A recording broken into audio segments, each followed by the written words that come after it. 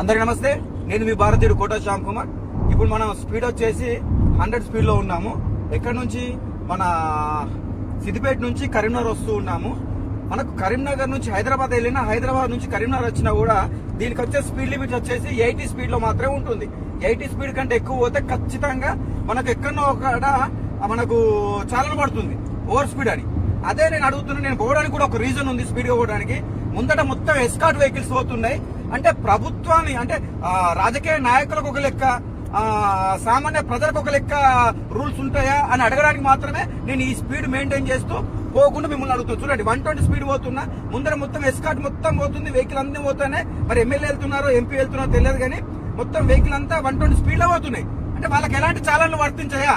Police వాళ్ళే rules పెడతారు, police వాళ్ళ రూల్స్ పాటించారా అని నేను ప్రశ్నిస్తున్నాను. ఇప్పుడు ఎస్కార్ట్ వెహికల్ ఎవరు ఉంటుంది? పోలీసు వాళ్ళే ఉంటుంది. వాళ్ళు కూడా 80 స్పీడ్ పైన పోవాలి కదా. సామాన్య ప్రజలు 80 స్పీడ్ లో పోయినప్పుడు, చాలా పడ్డప్పుడు వాళ్ళకు కూడా పడాలి కదా. రూల్స్ సామాన్య ప్రజలకు మాత్రమే వర్తిస్తాయా?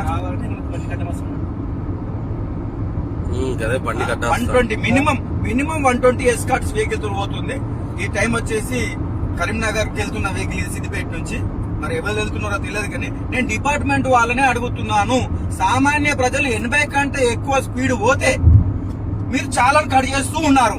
మరి వీళ్ళకి ఏ చాలాను కట్ చేస్తున్నారు? మీరే ఎస్కార్ట్ స్పీడ్ మీద 100 కంటే ఎక్కువ స్పీడ్ మీద పోతున్నారు, మీరే ఫైన్ కడుతున్నారు. డిపార్ట్మెంట్ వాళ్ళు వాళ్ళే చెప్తారు రూల్స్ పాటించాలి, రూల్స్ పాటించాలి, రూల్స్ పాటించాలి, ఓవర్ స్పీడ్ గా పోవద్దు, ఓవర్ స్పీడ్ గా పోవద్దు అని. మరి వాళ్ళు ఎందుకు స్పీడ్ గా పోతున్నారు?